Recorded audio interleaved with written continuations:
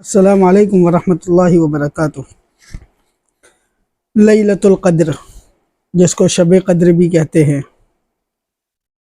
لیلۃ مانے رات اور شب مانے اردو میں رات، تو اس کو شب قدر بھی کہتے ہیں، لیلۃ القدر بھی کہتے ہیں۔ یہ رمضان کریم کے آخری عشرے میں 5 راتیں ہوتی ہیں، 21ویں، 23ویں، 25ویں، 27ویں، 29ویں۔ ہاں، ایک بات بتا دوں، اس ویڈیو کو پورا دیکھیں آپ۔ اس کے اندر میں آپ کو وہ طریقہ بتاؤں گا جو صحیح طریقہ ہے، شریعت کی منشا ہے، جو شریعت ہم سے چاہتی ہے۔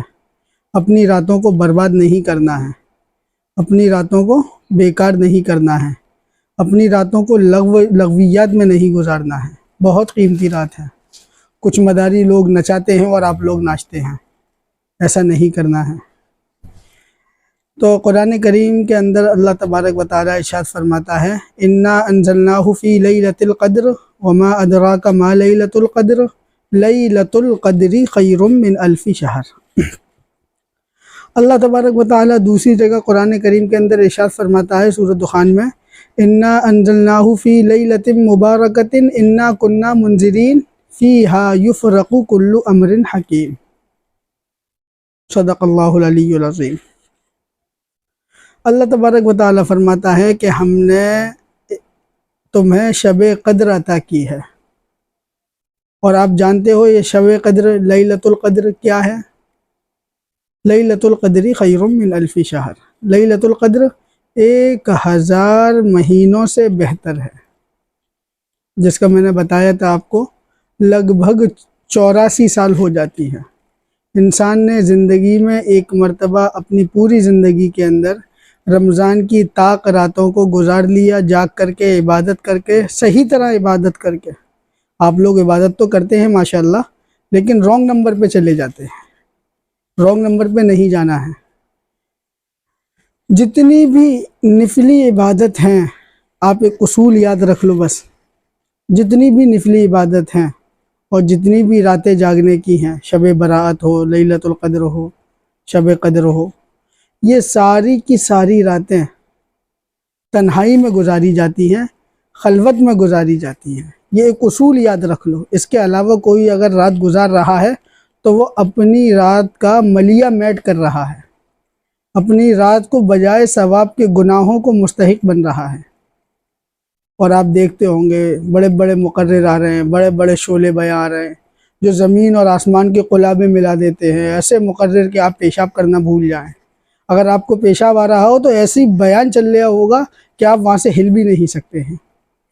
جس طرح یہ خرافات ہیں، بیانات اچھی چیز ہے، ہونا چاہیے، سننا چاہیے، لیکن اتنی قیمتی رات میں اس کے انتظامات کرنا، اس میں لگے رہنا، لوگوں کے کھانے کا انتظام کرنا، دیگوں کا انتظام کرنا، دسترخوان بچھانا، ایک بہت بڑا طبقہ رات جاگنے کے بعد بھی اس سے محروم ہو جاتا ہے۔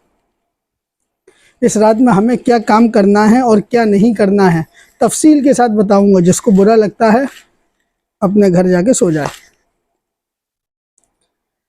آج کل ایک چیز چل رہی ہے شبینے کے نام پہ، جس کو مروجہ شبینہ کہتے ہیں۔ مسجد کے اندر نماز عشاء ہو گئی، سنت موقدہ کی تراویح ہو گئی، اب رات کو 11 بجے پلیئر آ رہے ہیں صاحب، رات کو 10 بجے پلیئر آ رہا ہے، اور آ کے وہ پھر دوبارہ سے صفیں سجائی جا رہی ہیں، دوبارہ سے صفیں لگ رہی ہیں، دوبارہ سے وہی سب شروع ہو رہی ہے۔ ارے بھائی کیا ہوا ہے؟ نوافل کی نماز، وہ بھی جماعت کے ساتھ، تراویح کے ساتھ، دعوت دے کر، بلا کر لوگوں کو۔ دماغ تو صحیح ہے تمہارا؟ اور افسوس کی بات یہ ہے کہ اس کو کرنے والے، اس کام کو انجام دینے والے بڑے بڑے علامت الدہر پجامت اللنگی ہیں، بڑے بڑے قاری، بڑے بڑے حافظ، بڑے بڑے عالم، اور ان سے پوچھو کہ بھئی یہ تو نہیں ہے، اس طرح سے شریعت میں نہیں ہے، تو ان کے پاس بالکل وہی جواب ہوتا ہے جو کفار مکہ کا ہوتا ہے، قالوا وجدنا آباءنا لها عابدین، ہمارے بڑے کرتے آ رہے ہیں۔ قرآن کہتا ہے قال لقد کنتم انتم وآباؤکم فی ضلال مبین۔ یہ کوئی جواب ہے؟ یہ کوئی طریقہ ہے؟ لوگوں کی اتنی قیمتی راتوں کو برباد کر رہے ہو، لوگوں کی مغفرتیں ہو جائیں گی، لوگوں کی بخششیں ہو جائیں گی، اور دعوت دے کر کے آپ ان کی راتوں کو بالکل ملیہ میٹ کر دے رہے ہو۔ تھوڑے عقل کے ناخن لو آپ لوگ، اپنی انا کے لیے، اپنی انانیت کے لیے، اپنے نام اور اپنے مرتبے کے لیے خدا را امت کے افراد کے ساتھ اس طرح کھلواڑ مت کرو جس طرح آپ لوگ کھلواڑ کر رہے ہو۔ افسوس کا مقام یہ ہے کہ اس کو کرنے والے بڑے بڑے عالم ہیں، جو لوگوں کو راہ ہدایت دکھاتے ہیں، ہدایت کا راستہ بتاتے ہیں، جو لوگوں کے دین کے ٹھیکے دار ہیں، وہ گمراہ کر رہے ہیں، پوری راتیں تمہاری برباد کرا رہے ہیں۔ جتنی بھی نفلی عبادت ہیں، اصول یاد کر لو بس، جتنی بھی نفلی عبادت ہے، جتنی بھی نفلی راتیں ہیں جاگنے کی، وہ ساری کے ساری تنہائی کے اندر ہیں، خلوت کے اندر ہیں۔ اللہ تبارک و تعالیٰ سے راز و نیاز کرنے کی رات ہے۔ تنہائی میں اللہ کو راضی کر لو، اس کے سامنے رو لو، اس کے سامنے گڑ گڑا لو، اس سے اپنی حاجت روائی کرا لو، اس سے اپنی مشکل کشائی کرا لو۔ کوئی آدمی اگر کسی سے فریاد لے کر جاتا ہے تو یہ دیکھتا ہے کوئی ہے تو نہیں، ابھی فلاں صاحب بیٹھے ہوئے ہیں، تھوڑی دیر میں بتاؤں گا بات۔ لیکن جب اللہ کا معاملہ آتا ہے کہ آ جاؤ آ جاؤ آ جاؤ آ جاؤ، نفلی نماز ہو رہی ہے جماعت کے ساتھ، ساری خرافاتیں ہو رہی ہیں اور لوگ اس کو عبادت سمجھ کے کر رہے ہیں، اور فتاوی دارالعلوم دیوبند کے اندر لکھا ہے کہ مکروہ تحریمی ہے، حرام کے قریب قریب پہنچ جاتے ہیں آپ لوگ۔ اگر اس کو عبادت کرنا کہتے ہیں، میلے تماشے لگانا، مسجدوں کو سجانا، شبینے ہونا، نوافل کی جماعت ہونا، اگر اس کو آپ لوگ عبادت سمجھتے ہیں تو میرا مشورہ ہے آپ سو کر کے رات گزاریں۔ اللہ تبارک و تعالیٰ ان خرافات سے بچنے کی بجائے آپ کو عمل میں ثواب لکھ دے گا۔ آپ کے ان خرافات سے آپ بچ گئے تو آپ ثواب کے مستحق ہو گئے۔ بڑا گمبھیر مسئلہ ہے، لوگوں نے اپنی انا کا مسئلہ بنا لیا ہے۔ بڑے زور و شور کے ساتھ، بڑے فراٹے دار قرآن پڑھے جاتے ہیں نوافل کے اندر جماعت کے ساتھ۔ واللہ عالم تم لوگوں کو ہوا کیا ہے اس رات میں؟ چھوڑو ان سب باتوں کو، اس رات میں کرنے والے کام امت کے لیے 4 سے 5 کام ہیں۔ آپ اس کو سنیں اور اس پر عمل کریں، اور اس پر عمل کرنے کے بعد انشاءاللہ میں سمجھتا ہوں اگر آپ نے 5 راتوں میں یہ عمل کر لیے تو آپ نے 100% لیلۃ القدر کو پا لیا۔ نوافل، آپ کو نوافل کثرت سے پڑھنے ہیں، 8 ہوں بہتر ہے، 12 ہوں یا اس سے بھی زیادہ ہو جائیں وہ بھی بہتر ہے۔ رات کے نوافل آپ کو پڑھنے ہیں، اس کے اندر آپ کو لمبے لمبے رکوع کرنے ہیں، خاص کر لمبے لمبے سجدے کرنے ہیں، کیونکہ بندہ اللہ تبارک و تعالیٰ کے سب سے زیادہ قریب اگر ہوتا ہے تو بحالت سجود ہوتا ہے۔ سجدے کی حالت میں اللہ تبارک و تعالیٰ کے سب سے زیادہ قریب بندہ ہوتا ہے، تو ہمیں رکوع اور سجود لمبے لمبے کرنے ہیں۔ دوسرا، ذکر اور اذکار کرنا ہے، دعائیں پڑھنی ہیں، وہ دعائیں جو قرآن سے ثابت ہے، وہ دعائیں جو حدیث سے ثابت ہیں، درود پاک کی کثرت کرنی ہے، ذکر اور اذکار میں اپنے آپ کو لگائے رکھنا ہے۔ تیسری بات، صدقہ خیرات کرنا ہے اس رات کے اندر، ہاں